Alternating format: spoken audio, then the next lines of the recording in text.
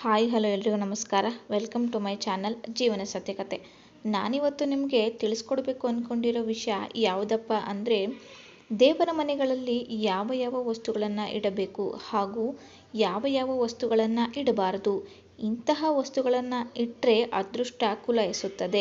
ಇಂತಹ ವಸ್ತುಗಳನ್ನು ಇಟ್ಟರೆ ನಿಮ್ಮ ಮನೆಗೆ ದರಿದ್ರ ಸುತ್ತಿಕೊಳ್ಳುತ್ತದೆ. ಹಾಗಿದ್ರೆ ಯಾವೆಲ್ಲ ವಸ್ತುಗಳನ್ನು ಪೂಜಾ ಮಂದಿರದಲ್ಲಿ ಇಟ್ಟರೆ ನಮಗೆ ಒಳಿತಾಗುತ್ತದೆ ಎಂದು ತಿಳಿಯೋಣ ಬನ್ನಿ. ಮೊದಲನೆಯದಾಗಿ ಭಗವದ್ಗೀತೆ ಪುಸ್ತಕವನ್ನು ನಿಮ್ಮ ಪೂಜಾ ಮಂದಿರದಲ್ಲಿ ಇಡಲೇಬೇಕಾದ ವಸ್ತು.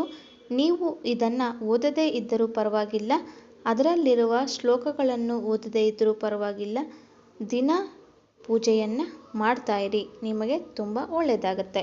ಇನ್ನು ಎರಡನೇದು ಅಂತಂದರೆ ನವಿಲುಗರಿಗಳನ್ನು 3 ಅಥವಾ 5 ನವಿಲುಗರಿಗಳನ್ನು ನಿಮ್ಮ ಪೂಜೆ ಮನೆಯಲ್ಲಿ ಇರಲೇಬೇಕು. ನವಿಲುಗರಿ ಏಕೆ ಅಂದರೆ, ನವಿಲುಗರಿ ಶ್ರೀಕೃಷ್ಣನಿಗೆ ಪ್ರಿಯವಾದ ವಸ್ತು, ಅದಕ್ಕಾಗಿ. ಇನ್ನು 3ನೇ ವಸ್ತು ಯಾವುದಪ್ಪ ಅಂದರೆ ಶಂಕು ಕೂಡ ನಿಮ್ಮ ಪೂಜೆ ಮನೆಯಲ್ಲಿ ಇರಲೇಬೇಕಾದ ವಸ್ತು.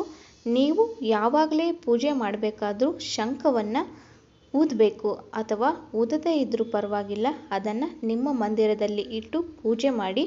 ಪೂಜೆ ಮಾಡೋದ್ರಿಂದ ನಿಮ್ಮ ಮನೆಯಲ್ಲಿರುವ ನೆಗೆಟಿವ್ ಎನರ್ಜಿ ಹೊರಟು ಹೋಗಿ ಪಾಸಿಟಿವ್ ಎನರ್ಜಿ ತುಂಬಿಕೊಳ್ಳುತ್ತದೆ. ಇನ್ನು 4ನೆಯ ವಸ್ತು ಯಾವುದಪ್ಪ ಅಂದರೆ ಕವಡೆಗಳು.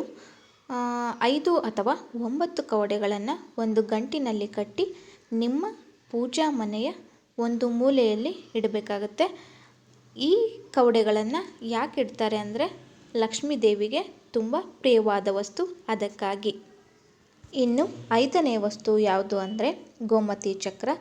ಇವು ಅಷ್ಟೇ 5 ಅಥವಾ 9 ಗೋಮತಿ ಚಕ್ರವನ್ನು ಕವಡೆಗಳನ್ನು ಹಾಕಿರೋ ಗಂಟಲ್ಲಿ ಇವನ್ನು ಕೂಡ ಹಾಕಿ ಒಂದು ಗಂಟನ್ನು ಕಟ್ಟಿ ನೀವು ಪೂಜೆ ಮಾಡೋ ಸ್ಥಳದಲ್ಲಿ ಇಟ್ಟು, ನೀವು ಯಾವಾಗಲೇ ಪೂಜೆ ಮಾಡಿದರೂ ಕೂಡ ಆ ಗಂಟಿಗೂ ಕೂಡ ಅರಿಶಿಣ ಮತ್ತು ಕುಂಕುಮವನ್ನು ಇಟ್ಟು ಪೂಜೆ ಮಾಡೋದ್ರಿಂದ ನಿಮ್ಮ ಮನೆಯಲ್ಲಿ ಲಕ್ಷ್ಮಿ ಯಾವಾಗಲೂ ನೆಲೆಸಿರುತ್ತಾಳೆ. ಇನ್ನು 6ನೇ ವಸ್ತು ಯಾವುದಪ್ಪ ಅಂದರೆ ಪಚ್ಚಕರ್ಪೂರ.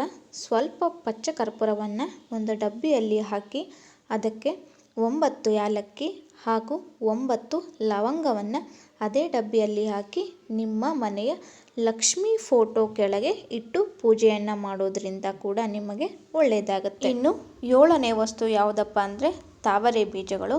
ಲಕ್ಷ್ಮೀ ದೇವಿಗೆ ತಾವರೆ ಹೂವು ಅಂದರೆ ತುಂಬಾ ಇಷ್ಟ. ನಾವೆಲ್ಲರೂ ನೋಡೋ ಹಾಗೆ ಫೋಟೋದಲ್ಲಿ ಲಕ್ಷ್ಮೀ ದೇವಿ ಸದಾ ತಾವರೆ ಹೂವಿನ ಮೇಲೆ ಕೂತಿರುತ್ತಾಳೆ.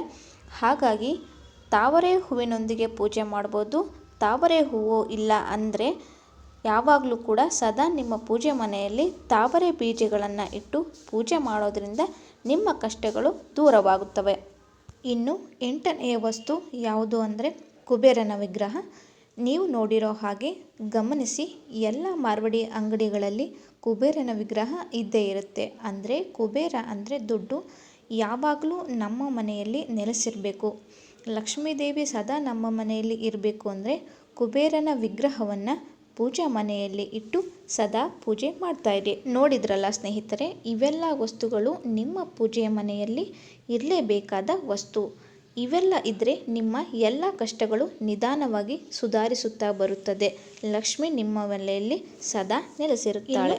ಯಾವೆಲ್ಲ ವಸ್ತುಗಳು ಪೂಜೆ ಮನೆಯಲ್ಲಿ ಇರಬಾರದು ಅಂತ ಹೇಳೋದಾದರೆ, ಕಬ್ಬಿಣದ ವಸ್ತುಗಳು, ಎಕ್ಸಾಂಪಲ್ ಚಾಕು, ಕತ್ತರಿ, ಮೊಳೆ ಹೊಡೆಯುವ ಸುತ್ತಿಗೆ, ಇಂತಹ ಯಾವುದೇ ವಸ್ತುಗಳು ಪೂಜಾ ಮನೆಯಲ್ಲಿ ಇಡಬಾರ್ದು. ನೀವೇನಾದರೂ ಇಂಥ ವಸ್ತುಗಳನ್ನು ಇಟ್ಟರೆ ದರಿದ್ರ ಒಕ್ಕರಿಸುತ್ತದೆ. ಯಾಕೆ ಅಂದರೆ ಕಬ್ಬಿಣದ ವಸ್ತುಗಳು ಅಂದರೆ ದರಿದ್ರ ದೇವಿಗೆ ತುಂಬಾ ಇಷ್ಟ. ನೀವೇನಾದರೂ ಇಂತಹ ವಸ್ತು ಪೂಜೆ ಮನೆಯಲ್ಲಿಟ್ಟರೆ ದರಿದ್ರ ದೇವತೆ ಬಂದು ನಿಮ್ಮ ಮನೆಯಲ್ಲಿ ನೆಲೆಸುತ್ತಾಳೆ, ಅದಕ್ಕಾಗಿ. ನೋಡಿದ್ರಲ್ಲ ಸ್ನೇಹಿತರೆ, ಇದಾಗಿತ್ತು ಇವತ್ತಿನ ವಿಡಿಯೋ. ಮತ್ತೆ ಇನ್ನಷ್ಟು ಉಪಯುಕ್ತ ಮಾಹಿತಿಯೊಂದಿಗೆ ಮತ್ತೆ ಸಿಗೋಣ. ಈ ವಿಡಿಯೋ ನಿಮಗೆ ಇಷ್ಟ ಆದರೆ ಒಂದು ಲೈಕ್ ಮಾಡಿ ಹಾಗೂ ಮತ್ತಷ್ಟು ಜನರಿಗೆ ಶೇರ್ ಮಾಡಿ. ನಮ್ಮ ಚಾನಲ್ನ ಇನ್ನೂ ಸಬ್ಸ್ಕ್ರೈಬ್ ಮಾಡ್ಕೊಂಡಿಲ್ಲ ಅಂದರೆ ಈಗಲೇ ಸಬ್ಸ್ಕ್ರೈಬ್ ಮಾಡ್ಕೊಳ್ಳಿ.